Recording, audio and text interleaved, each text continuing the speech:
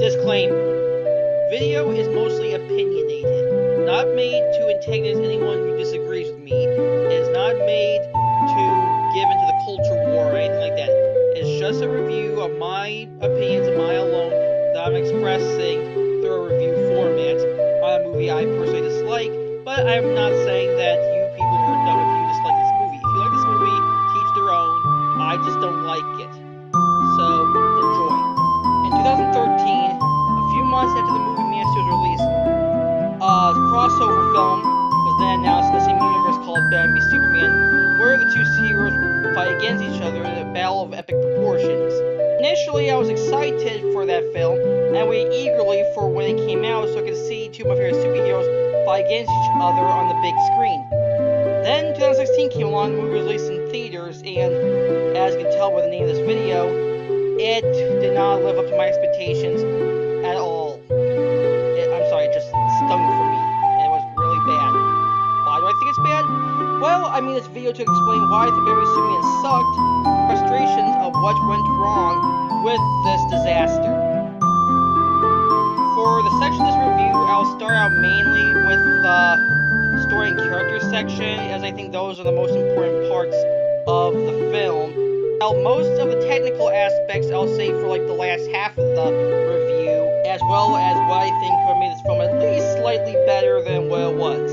And now let's get to the review.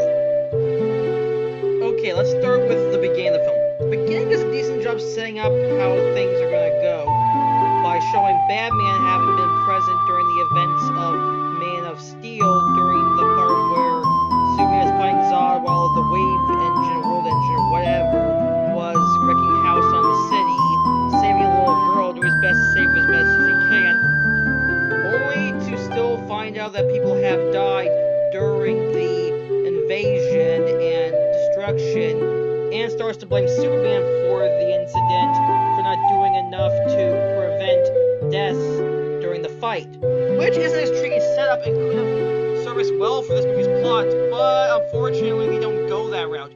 What do they do instead? They instead insert this weird frame-up job in the desert. We have Lois Lane, and I guess this is supposed to be Jimmy Olsen there for some reason, and Olsen's only like in the film for like, what, a minute or so?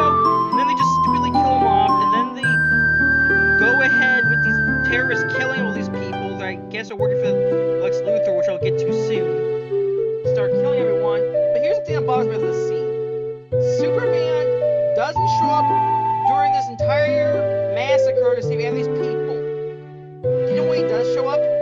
When Lois has a freaking gun to her head, does he finally get off his ass, go all the way across the world, and then do something to save her, yet he couldn't have got up his rear end to do that to any of the people being massacred here.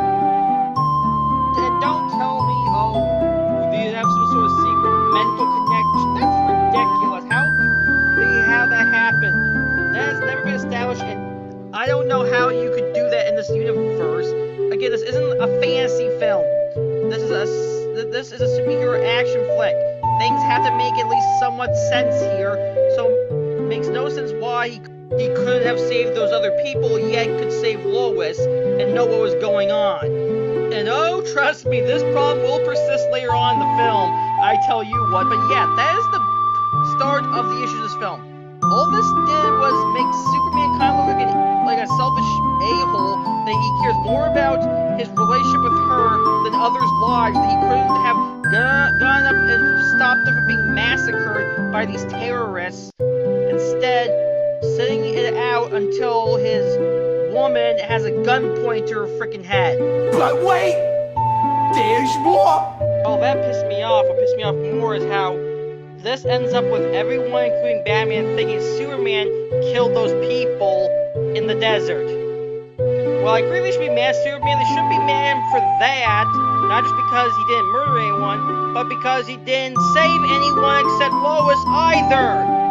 But no, that is 100% glossed over because whoever wrote this film apparently didn't think too hard about that kind of stuff.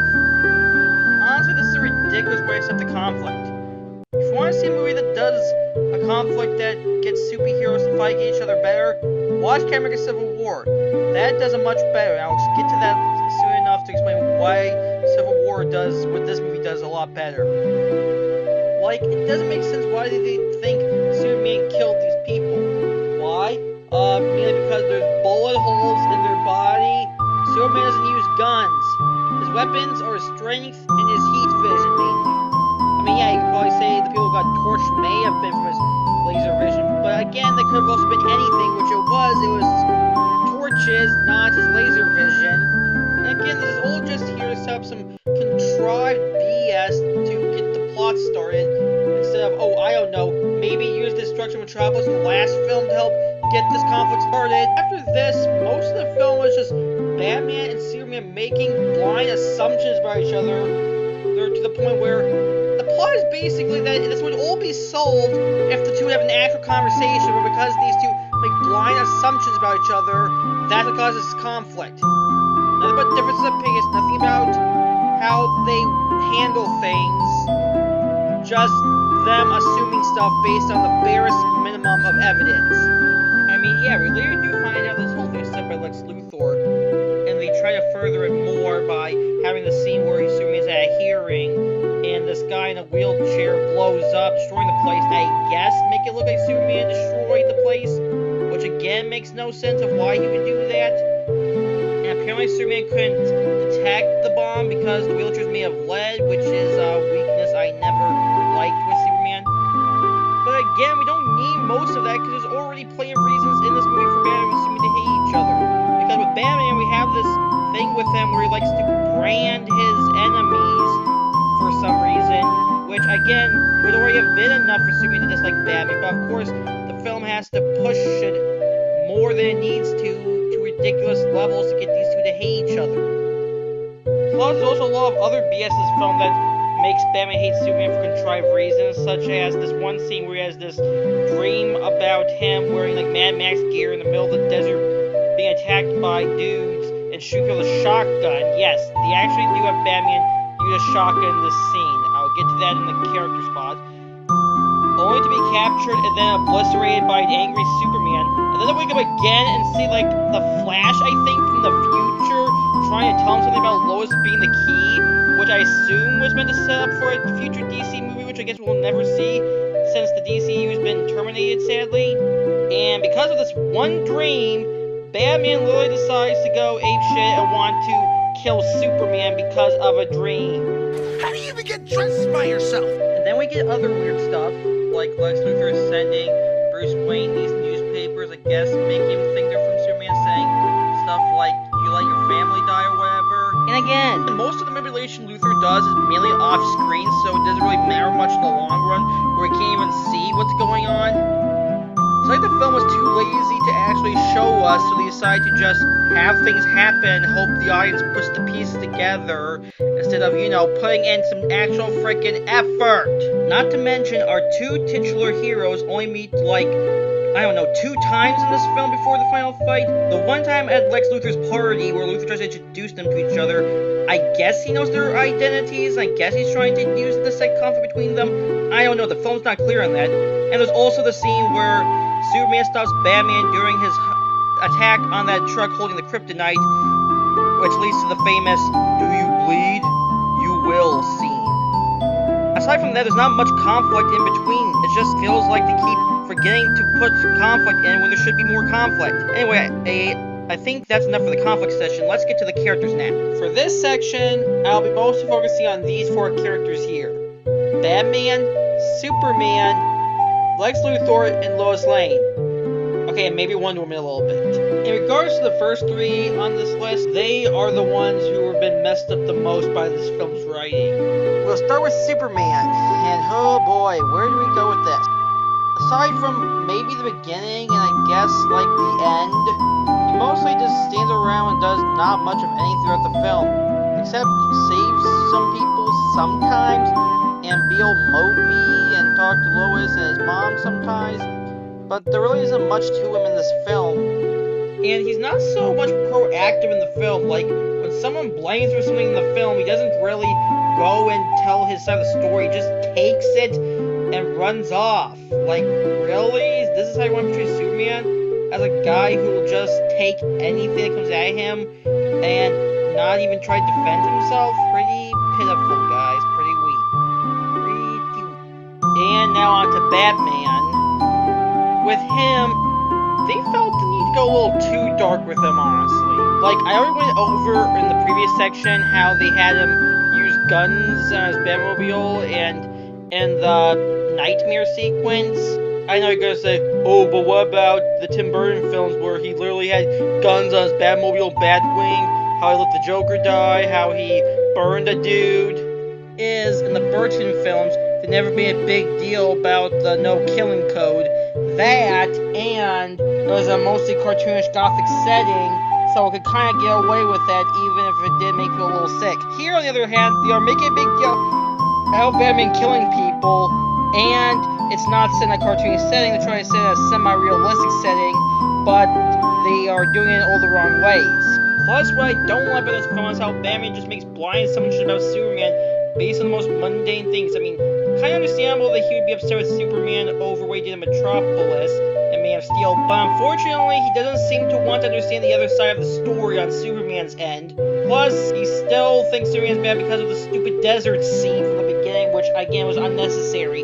And another thing I noticed in this movie is that they tried to kind of subtly explain why Batman's all dreary and gloomier than usual by implying that the Joker killed Robin. I don't know which Robin. Maybe it was Jason Todd. Maybe this was like a setup for Red Hood or something. I don't know, since we're not going to see Red Hood in DCU since it's no longer a thing anymore. And we get that through this costume that's supposed to be Robin's costume with the words, "Joke's on you" on it. So I guess that's what's explaining why Batman's all battle-hardened and willing to kill and harsh as hell. But it's not really explained beyond that, so we're left to just make mild assumptions. Also, it's kind of funny here that this Batman's willing to kill everyone in sight, but yet still lets the Joker live. Just think about that for a second, you'll see just how ridiculous that is in this universe. I mean, at least Batman 89 committed. At least that version actually did kind of kill the Joker. Or so at least he commits, unlike this Batman, who doesn't commit. So I'm basically saying here is the problem with the Snyder version here is that he doesn't just kill bad guys. Man basically commits war crimes if they're in his way, proceeds to morally grandstand Superman and how he does things. That's why it's incredibly awkward how he'll brutally kill Lex Luthor's men, but won't kill Luthor himself. Speaking of which, next character we're talking about is Lex Luthor, and boy do I have a lot to say about him. I just want to let you know firsthand that I'm not against a different interpretation of Lex Luthor. Hell, I actually am kind of a fan when DC does do reinterpretations of its characters. But the way they did it here was so not the way to do it. If you're going to do a reinterpretation of a comic character, at least do a reinterpretation that still has somewhat of a resemblance to what it originally was. Not do a complete 180 and turn the character to something it was never supposed to be to begin with. So this Lex Luthor right here is only Lex Luthor in name only. He doesn't act like Lex Luthor, he doesn't sound like Lex Luthor. He's a complete and utter joke of a character in this movie. Luthor is usually depicted as an intelligent businessman who is sophisticated and believes in human supremacy of intelligence over superhuman feats like Superman. Yet this version of him acts like a complete lunatic, talking in a quasi-high-pitched voice, saying weird dumb things, having weird tics and inflections, acting less subtle and more goofy and silly that it's a miracle this guy isn't in the nut house already. Honestly, the personality they give him here would be better fit for someone like the Joker or the Riddler, or someone who's known to be more quirky and having a lot of tics. Not someone who's supposed to be one of the more subtle and intelligent villains in the DCU. And the fact they turned him from that into something like this is just agonizing, honestly. So I am not saying this is entirely Jesse Eisenberg's fault. This may have also been due to script writing or direction, but either way, the performance, in my opinion, still sucks ass. Plus, it's never really explained in the film why he's after Superman and Batman. I guess you can kind of say that maybe it has something to do with him being abused as a kid, judging by this one scene where he kind of brings that up. but it doesn't make sense in the context of this, as Superman couldn't have been there to help him, as Superman has only been around for like, what, a year or two? Plus, a lot of the actions he takes don't make sense in context. Some say that he was afraid of Superman's massive ability for destruction, but that also doesn't make sense when he creates Doomsday like 5 minutes later, and trust me, we'll get to that, which, as the movie shows, is almost more powerful than Superman alone. And I know there's some people who might say, well, it's supposed to be a younger version of Lex Luthor. Well, so is the version of Smallville, yet that version didn't come off as over-the-top caricature-ish version of the character. I mean, you can tell me that all you want, but it's not going to change my mind. This was a horribly portrayed, written, and acted Lex Luthor, and I'm never going to say it's good ever. Okay, now to our final major character of the film, Lois Lane. Most of the movie, she's either being rescued by Superman or going around trying to find clues into what Lex Luthor is up to, mainly. Most of the film is just that with her. She does provide kind of a supporting role for Superman, trying to help him feel better about things. And during the final fight, she does have to get rescued again, but at the same time, she also helps Superman when he gets weakened again by the kryptonite. So yeah, there's nothing really much to say about her here. So we're just going to move on to the next subject. And now to the fight and ending section. After all this bullcrap, we finally get to see the fight that we've been promising, and the last minute build up to it is honestly so dumb. First off, we have Lois Lane chloroformed and brought to the roof of Luthor's building so he can shove her off the roof to get Superman there. And here is why Superman now wants to fight Batman. Because Luthor has kidnapped Superman's mom and is basically saying that if you don't fight Batman, I will kill her. It's also cheapest to fight because, for one thing, this isn't going to be a fight now between two different ideologies. He's only fighting now because his mom's in danger. It also brings up the problem that if Superman had just told Batman immediately we got to him that his mom was in danger, this whole thing could have been resolved in like, what, 5 seconds? It makes the majority of Luthor's so-called attempts to get Superman to hate Batman all pointless, because now it's all thrown away for a stupid hostage blackmail situation. Superman goes to fight Batman, for some reason doesn't he immediately just say, hey, my mom's in danger, come help me. No, instead he doesn't get to the point, and the two have this fight that lasts about, what, 5 minutes or so? And most of the fight is just Batman spraying Superman with kryptonite gas or attacking with his kryptonite scepter. And you can barely see what's going on because the color grading is so dark and muted. And then we get to probably the worst scene in the entire film. The Martha scene. Right when Batman is supposed to stab Superman with the kryptonite spear, Superman then says, Martha! You have to save Martha! And for some reason, this is what gets Batman's attention and starts to trigger PTSD, I think, as he's now all troubled because that's the same name as his mom, so he thinks Superman's talking about his mom, I guess. He's like, why did you say that name? And Lois tells him that's his mother's name, and this, I'm not kidding, this is what caused the fight to stop and for Batman to be okay with Superman now. Their moms have the same name. What? So you're telling me this is how the two make up? Not because the two understand each other or anything that would have been more significant to the story. Oh no, it has to be because their moms have the same freaking name. So is this literally how Batman in this universe always reacts to anyone bringing up his mom? Does he always freeze in place and get all traumatized or whatever? Damn, let's just hope Joker doesn't find that out, or else Batman would be an easy target for him, because he could just say, Martha, Batman freeze up, then Joker could just shoot him, or Joker gas him, or whatever. And after Superman says this, and Lois tells Batman this, his mom, Batman is now totally close to Superman. Like, it's that easy. All you have to do, apparently, is to have the same name as Batman's mom, and you're instantly on his good side. And then all is forgotten about returns to their issue they're having with each other. For God's sake! And yes, while I am aware people have defended this scene, and I'm not going to be bashing them, because you're allowed to defend whatever you want, I still cannot conceive how anyone could think that this is good at all. If you think it's good, fine, I'm just not going to understand it, but what the heck? So yeah, in essence, this fight was nothing more than just a waste of time and a waste of our money that we spent to watch this piece of crap. Again, not trying to insult those of you who like it. I'm kind of just talking to the side of people who didn't like it. If you liked it, again, that's fine. But to the people who didn't like it, there you go. So then after that, Superman goes to confront Luthor while Batman goes to save Superman's mother. Superman gets to Luthor. Luthor has already finished creating his next masterpiece, quote unquote. And upset that Batman didn't finish off Superman, he decides to create what is supposed to be essentially Doomsday. And I'm sorry, this is supposed to be Doomsday. This monstrosity right here. What's like a rejected cave troll from the Lord of the Rings, or The Hobbit, or Rings of Power, whatever. I don't want to give too much crap towards the animation designers, because I know they're not treated that well in the industry. But come on, is this the best you can come up with? Really? CGI looks like something out of a video game, let's be honest.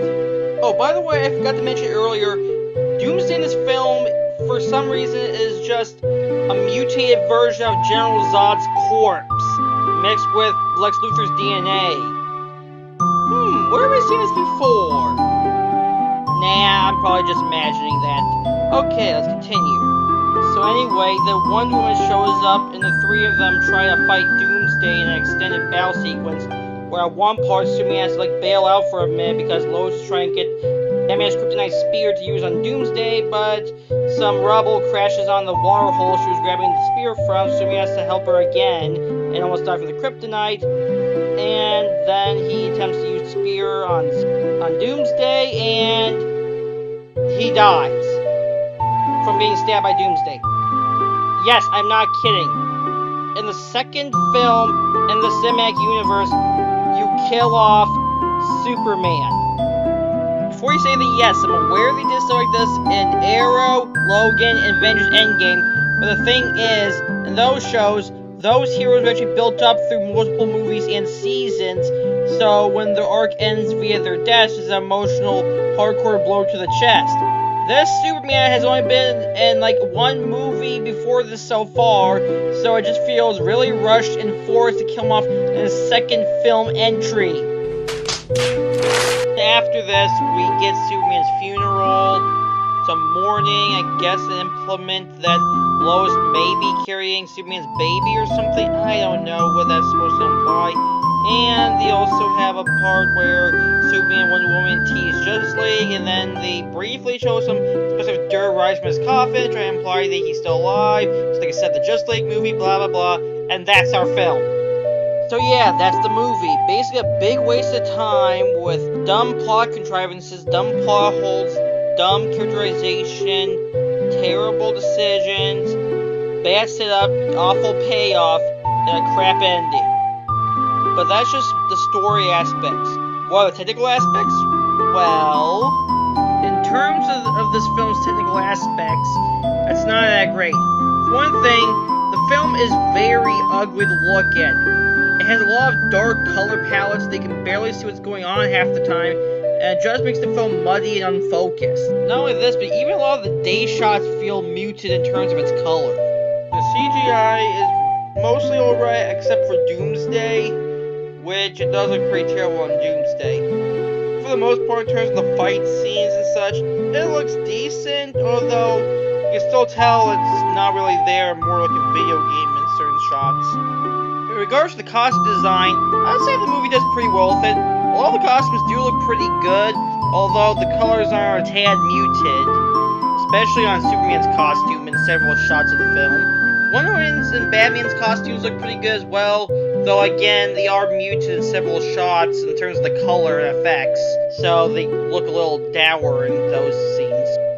The lighting is god-awful. I know what Zack was going for here, trying to make this dark and moody, but honestly, that does not mean you have to dim almost the entire film so you can barely see anything. Learn how to light better, Zack. Okay, on to the next section.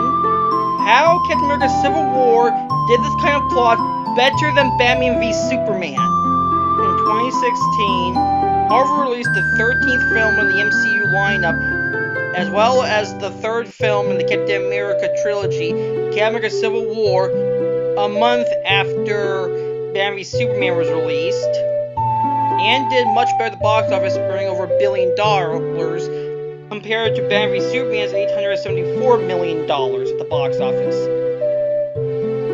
Both films explore similar themes and messages, such as if superheroes are actually doing more damage than good during their fights with evil, and if they should be kept in check to make sure they don't mess up. I'd say Kingdom Hearts Civil War did that story a billion times better than Batman v Superman for various reasons, which I shall list here. Batman v Superman presents fascinating themes of power, fear, responsibility, and struggles to earn its emotional beats and character motivations. Civil War, by contrast, capitalizes on years of build-up, giving its central conflict more clarity, depth, and emotional impact. Where Batman v Superman rushes to pits heroes against each other, Civil War takes its time, allowing the ideological clash to feel more personable and inevitable.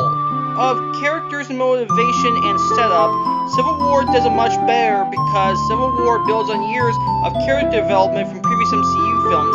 By the time Captain America and Iron Man clash, we understand their history, personalities, and values deeply. In contrast, Batman v Superman introduces Batman and a newly active Superman without much groundwork. Their conflict feels more sudden and less personal, especially with Batman's extreme hostility towards Superman, feeling underdeveloped, reliant on stupid dream sequences and vague paranoia that makes no sense whatsoever. In terms of stakes and conflicts, Civil War presented a well-structured ideological divide with freedom versus control, with emotional consequences like the Sokovia Accord, Winter Soldier, and the death of Iron Man's parents. Batman vs has thematic weight, but the stakes are muddied by convoluted, stupid-ass plotting, the involvement of Lex Luthor's scheme, and a sudden doomsday monster at the end that shifts the movie's tone entirely to the point where the ensemble of Civil War is also much better, as it handles a large cast well, giving each character moments to shine, while still keeping the focus on Iron Man and Captain America. BVS, though, juggles multiple arcs, like Batman's origin, which we didn't need to see for the millionth time already, Superman's controversy, which had potential, but they just messed it up completely, Lex's manipulation, which was terribly handled and written, and the setup for Justice League, which was mediocre at best, and makes the film feel overstuffed and rushed in various areas. It's like they kind of repeated stuff like Spider-Man 3, for example.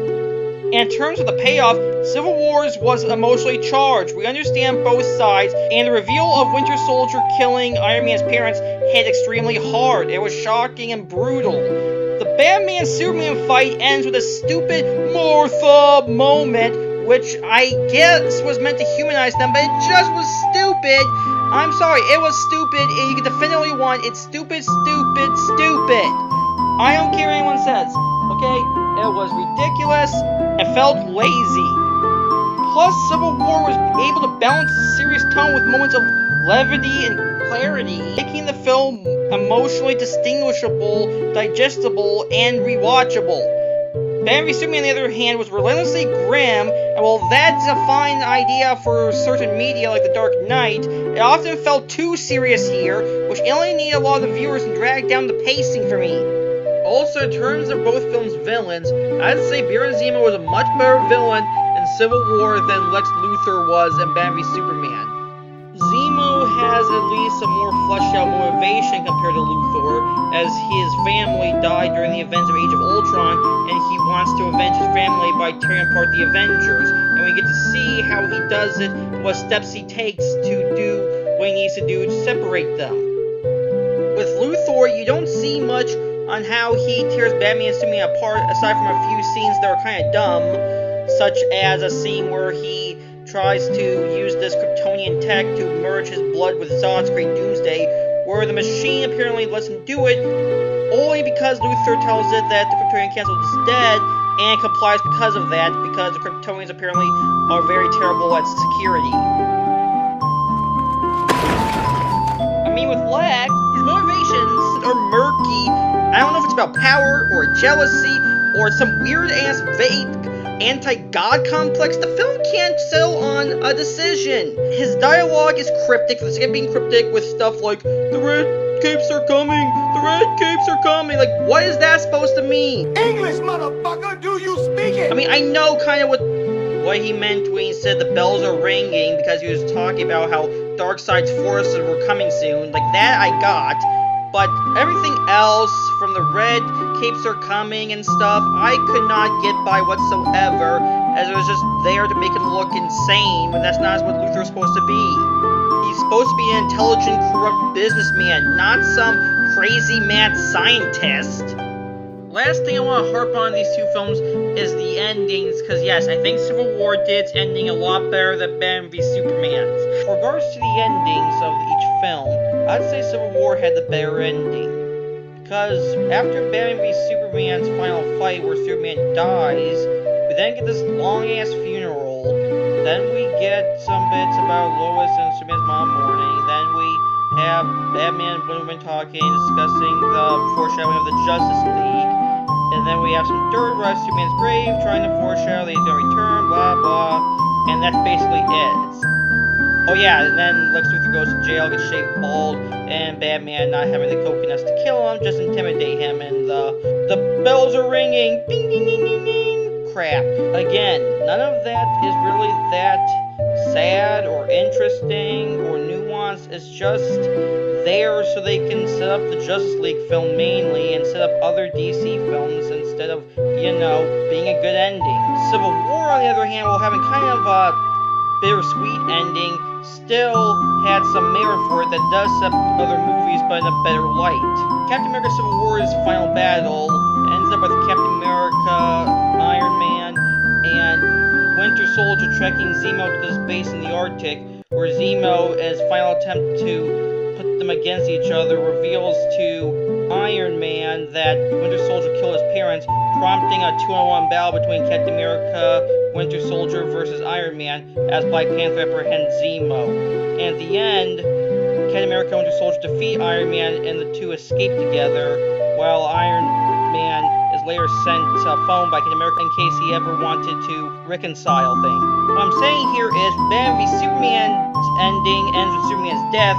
The moment is meant to be tragic and heroic, but honestly it comes off, in terms of emotional impactment, as hollow, due to the film's rushed pacing, uneven character development, which I've spoken about before, so the fall doesn't really linger as much, and it's undercut by hints of the return, softening the weight of the sacrifice, which is honestly underwhelming. The audience will barely have time to process Superman as a character, especially considering this is the second film he's been in, let alone mourn him in this universe.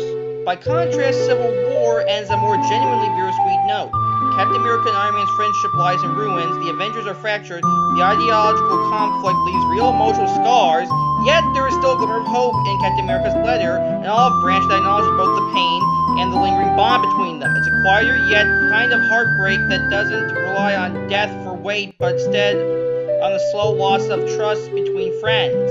Honestly, this might be a worse ending than the season finale to Friendly Neighborhood Spider-Man, which I might get to in a later video. Honestly, I'm saddened by this because I had really high hopes for this movie since it was announced back in late 2013. I was really excited to see two of my favorite superheroes get a battle out against each other in an epic battle of proportions, only to be disappointed by this crap fest of a movie that obviously Snyder did not understand how to do these characters properly.